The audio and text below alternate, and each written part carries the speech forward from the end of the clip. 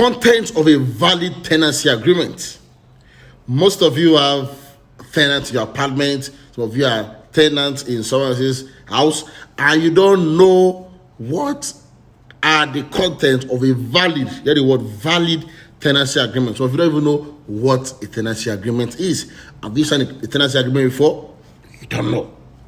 I am a real estate from property dreams like this, a real estate lawyer and expert, and my goal is to help you get it right in your real estate deal, making sure your investments are safe and secure. So you want to know what are those things to look out for in your tenancy agreement. So watch this video to the end, and you'll be glad you did.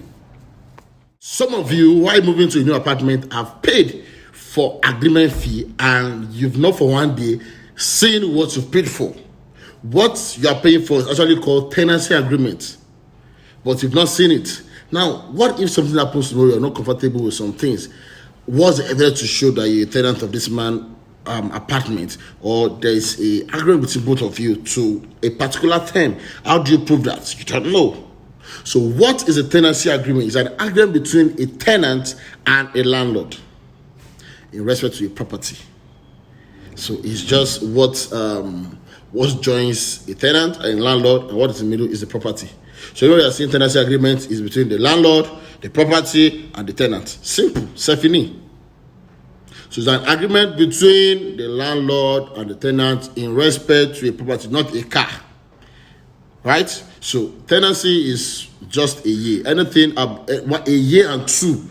Anything above 3 years is not a tenancy agreement again. It's a lease agreement. So if your rent is not annual, then above 3 years, lease. So tenancy agreement is a document between the landlord and the tenant, agreement between the landlord and the tenant in relation to the property, where some terms are agreed both by the parties. Nigeria now, even when you pay for the tenancy agreement, they don't give you. Where I stayed sometimes back, I paid 10%. As a lawyer, I paid for tenancy agreement. Till I did have the apartment, I didn't even see the agreement for one day. The agent keep on driving me, they'll bring it today. There was a day he brought one worthless paper to me and called it tenancy agreement. So what I paid 10% for, I won't take that from you. And that was all. Till tomorrow, I've not seen that. So understand, sometimes this landlord can be very funny.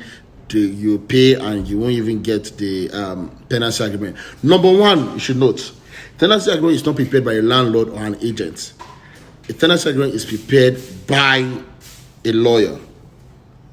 So if anybody brings one wordless paper to you and calls it tenancy agreement, and you can't see the seal of a lawyer there, throw it away, because that will not be enforceable in a law court in case there's a breach of agreement or stuff.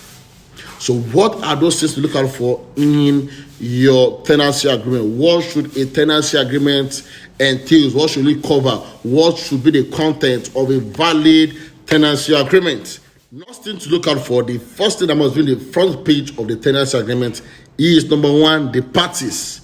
The name of the parties is the landlord, Mr. So, and the tenant, Mr. So, most times between Mr. Jegede Afolabi, landlord, and Mr. Towobola Chinedu, the tenant.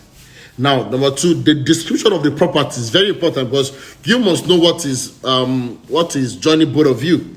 So is it a 1-bedroom, 2-bedroom, 3-bedroom? You must state it. Okay, in respect to a 3-bedroom flat, a duplex, a bungalow, then the location. Because these are what you use to establish a proper foundation when trying to prove or decide on a matter in case there's a breach or something. So the name, number one. Number two, the description of the property. Number three, the location. Number four, the date. Very, very important. The date where the tenancy agreement is commencing. You must state it, because that is what to effectuate a valid expiration of rent. So if I'm renting the house for a year and it's not stated on the agreement that I'm starting on the 1st of January, and let us say, it started 20th of December last year, how do you prove? So the date must be there. Then also the last thing I was going to refer is the details of the lawyer preparing the agreement and his seal. Very important. Number five is the details of the parties. That is what you have in the next page. Mr. So of so in this place known. It must state the capacity now. Like I said, a tenancy agreement is not between a tenant and agent. No. between a landlord and tenant. Agent is just a person acting, just a errand boy. He doesn't have the capacity to let out. No, unless he has a power of attorney to that effect.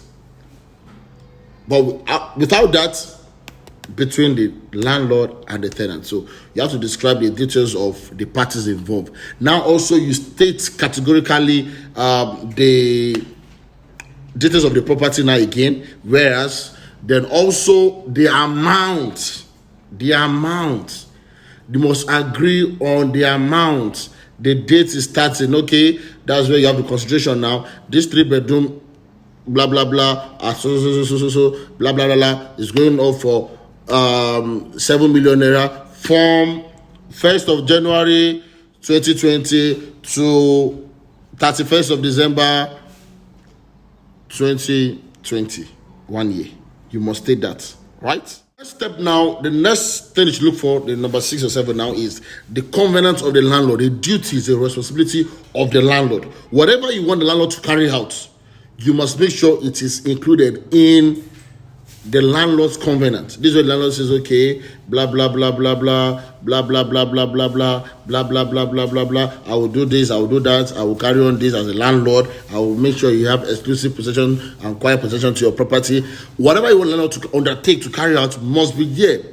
Then the next one now is the covenant of the tenant. What the tenant will do. Okay, I covenant to pay the landlord the rent well due. I promise to keep the apartment in good and tenable state. I promise to blah blah blah blah.